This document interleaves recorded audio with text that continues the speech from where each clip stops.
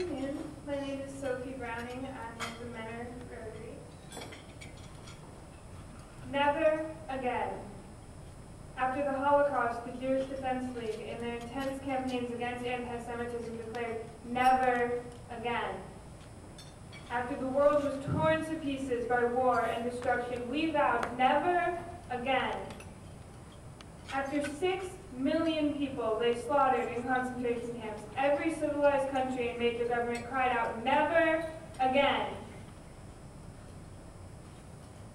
And then we forgot. Or so it must seem, as here we are, a mere 60 years later, facing mass genocide on even larger scales than seen in World War II. And yet, the civilized world sits by and does pitifully little to stop the killing. When did the world lose its resolve? When did the pained declaration of never again become never again to us? Genocide, human rights violations, murder, hate. These are just words, and I pray that none of us here have ever experienced anything so awful as could make us fully appreciate the weight that they carry. But while we are spared this burden, there are many others less fortunate. Millions of people at this very moment live in an atmosphere of constant instability and slaughter. Genocide is still as prevalent today in third world countries across the globe as it's ever been throughout our history. As a morally conscious country, as a morally conscious world, but more than that, as morally conscious individuals, we cannot stand for such injustices against our fellow human beings. But as an individual, to try to stop such an atrocity seems beyond possibility. The concept of genocide is no small matter by any stretch of the imagination, but it becomes a bit less overwhelming when examined through use of the Rotary International 4-way test. First, is it the truth? I could stand here and spout off statistics and facts, names and dates, but those are not the truth. To say that 800,000 people were slaughtered within 100 days does not speak the truth of dead bodies as common as live ones, of blood flowing in the streets, of the endless heartbroken cries of mothers, and the ever-encompassing stench of death. 800,000 people, 100 days. Just numbers, just words. It means nothing. It is true, but it is not the truth. The truth of genocide is beyond comprehension, beyond explanation. It's something that no one should ever have to understand.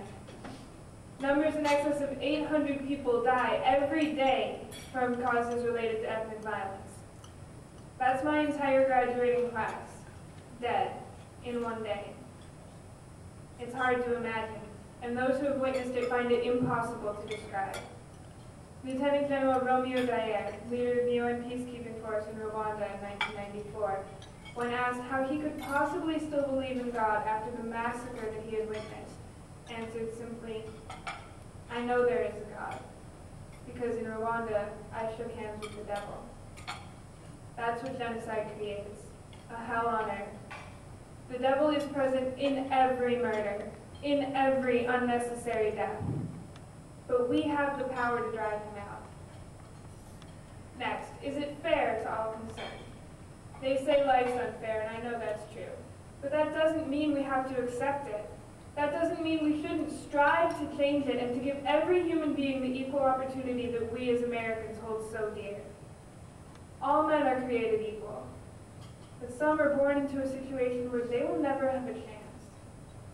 Those children being used as soldiers in Burundi and Myanmar and the DRC right now, those children who learn to fire a gun effortlessly before their 10th birthday, but who will never learn to read. Those children deserve the same opportunities that are handed to me. They will never see those opportunities unless we, the privileged ones, use the opportunities we've been given to fight for their right to the same. And next, will ending genocide build goodwill and better friendships? The mere fact that genocide occurs obviously indicates that goodwill and friendship are not overly prevalent in these areas, And there's no use deceiving ourselves into thinking that these differences will be resolved quickly or easily. Most instances of genocide are based on centuries of hate between people, and that won't go away overnight. But every journey has a first step. If we do nothing, we can be certain that nothing will change. If we try, there are no guarantees. There's a chance nothing will change no matter what we do. But there's a chance that something will. And finally, will ending genocide be beneficial to all involved? Allow me to play the cynic for a moment. Why should we, those who already have everything we need, be bothered to give up our time and energy to solve problems half a world away? Problems that don't involve us. Why can't we let them work out their issues on their own? What right do we have to get involved? And on a coarser note, what do we get out of it? How will it benefit us? It's important to keep in mind that there are more than just moral benefits to the end of genocide. There are economic ones as well. If these third world countries were stabilized and able to become active participants in the world economy, then it would certainly be beneficial to all involved.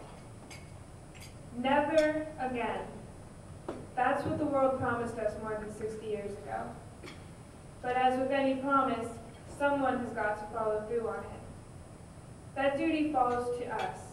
We can make the difference. We can end the killing and the fear and the hate. Never again.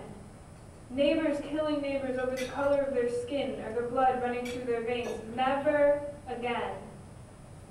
Children used as weapons in a war that they don't understand. Never again. Human beings slaughtered like animals for sport. Never again. It won't be quick, and it certainly won't be easy, but it can be done. If we work for it, one day we will see the world our fathers promised us. A world where genocide will happen. Never.